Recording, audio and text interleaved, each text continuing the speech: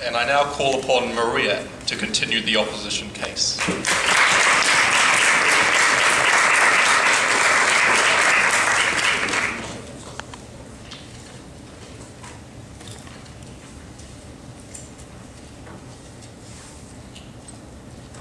Ladies and gentlemen, when the second speaker got up here and told you that it doesn't matter how much certain groups need money, all that matters is that a historical crime was committed against them, they effectively narrowed their case to a single argument. Because this debate isn't about how we best help people who need help, because there's been a strong case on the opposition that if there is a need to address poverty, if there is a need to address discrimination, that we should do that. It has been our case that you should not do it based on the fact of an event that occurred in the past. So I want to deal with the single argument of the proposition about how we should principally do something because we committed a wrong in the past. I want to secondly deal in more depth with how compensation actually affects groups in the real world. And then thirdly, I want to move on to my two substantive points. That compensation gets hijacked by political concerns, and secondly, that compensation disincentivizes effective government programs to help economic groups. So to turn to the first thing, the principal right. And what the propositions still haven't engaged with is our analysis that the state is not this big thing, like kind of rising above us that we're completely disconnected from, that presides over all of history. The state is just the construct from within which the general population expresses their democratic opinions. And so what that means is, today, who is the state? The state is all the new immigrants who had absolutely no impact on British colonisation in Canada or New Zealand or Australia. Who is it? It's all the people who weren't in the government because they weren't alive, who didn't get to vote. It's all the women who didn't probably get to vote on these policies in the first place because they didn't have the vote. And most of all, it's all the group who the state has committed injustices against. The handicapped, women, homosexuals, ethnic minorities, new immigrants who didn't get the same rights everyone else got. We've all had injustices committed against us if we run by their logic. No, thank you. Because their logic is just something bad happened to you that the state did. We say the state today is not the state of the past. They told you the state is continuous, and the reason was the state apologizes to people. We don't think the state should apologize because we don't think the state is responsible. That's an example, that's not a reason. And because they haven't been able to give us a reason, that point falls. They talked about people who die. We say if you die in your will, you have to cover the liabilities of your life. So Bernie Madoff would have to pay. Secondly, they talked about board of directors. And we say, in board of directors, the liability is held by the shareholders in the share price. So they do get punished. So all of their attempt to analyse by example fails. Furthermore, they never were able to show you and engage on the analysis that the state is the people who aren't responsible. And we think the fact that some people have benefited from certain things the state did in the past doesn't justify punishing those people, particularly when the state often still thinks that it was right. The American government still thinks it was right to drop a bomb on Hiroshima because that ended a world war and potentially saved millions of lives. The fact the state thinks it's right means there's absolutely no reason that it's going to punish its own people for doing that. So in principle, this bizarre idea that we're somehow punishing the perpetrators of this crime justifiably falls. On to the second issue that they haven't wanted to talk about. How does compensation actually affect people who need help? And we've maintained that firstly there are a lot of groups who have been compensating against who don't need any help in the first place. They accepted this, so they accept in effect this compensation isn't going to help these people at all. But secondly, we maintain that if you actually want to help groups in need, then help groups who are in need. Don't help groups because they're Aborigine, or because they're Irish, or because they're women. And so what was the examples they gave us for this? Well, they told us about Aboriginals in Australia. They told us about colonialised African states who we give aid to.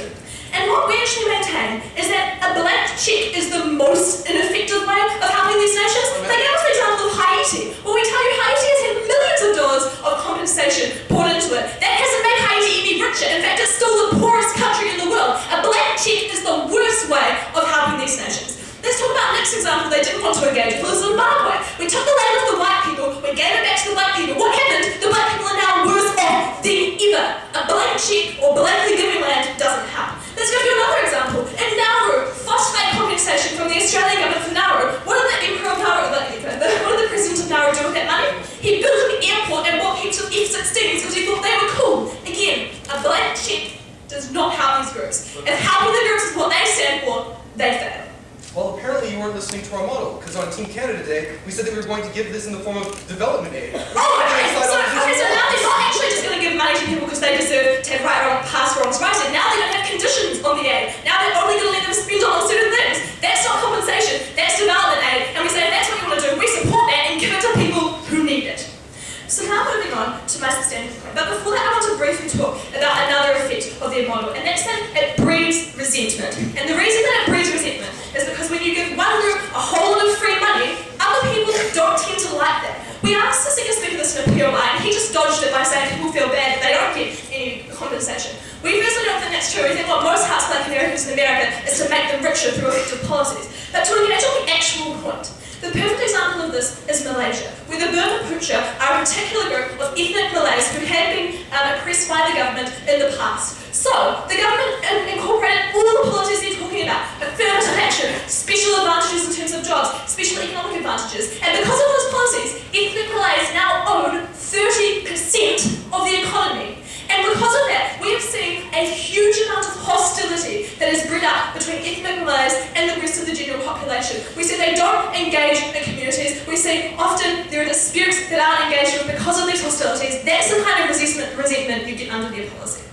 So now to move on to another harm of their policy. My first extended point, that compensation is always hijacked by political concerns. Because, as I said, the list of groups who have had injustices committed against them at some point in history is enormous. Ethnic and indigenous groups, people with physical and mental handicaps who were pushed away into hospitals and locked in rooms and had their brains pulled out, women who were oppressed for centuries in law, immigrant groups such as Turkish guest workers in Germany who weren't given houses or adequate paying conditions. If compensation to anyone causes resentment, why do you support it? We don't support it. That's outside of the mood. Okay, so moving on. All of these groups have been disadvantaged. But there's no objective way of measuring which group has been most disadvantaged, and there's no way of objectively measuring how much of a dollar sign you can put on each kind of harm. Is locking someone up in a mental hospital and giving them an unconsenting lobotomy better or worse than taking land away from someone? There's no way of objectively measuring that. And so what happens then is that the state has to make decisions about who to give compensation to, because obviously it can't compensate everyone who's had an injustice against them. So who doesn't compensate? It compensates the people with the most political power, the people who can lobby the government's best, particular immigrant groups who have a member of their group as a politician. An immigrant group that isn't represented in Parliament doesn't get the money. A group that has a good, effective lobbyist who writes the best speeches and makes the best PowerPoints is going to get money for their group, while someone who doesn't have that is not. So if they stand for justice, what they actually deliver is a pot of honey which the biggest bears are going to fight over.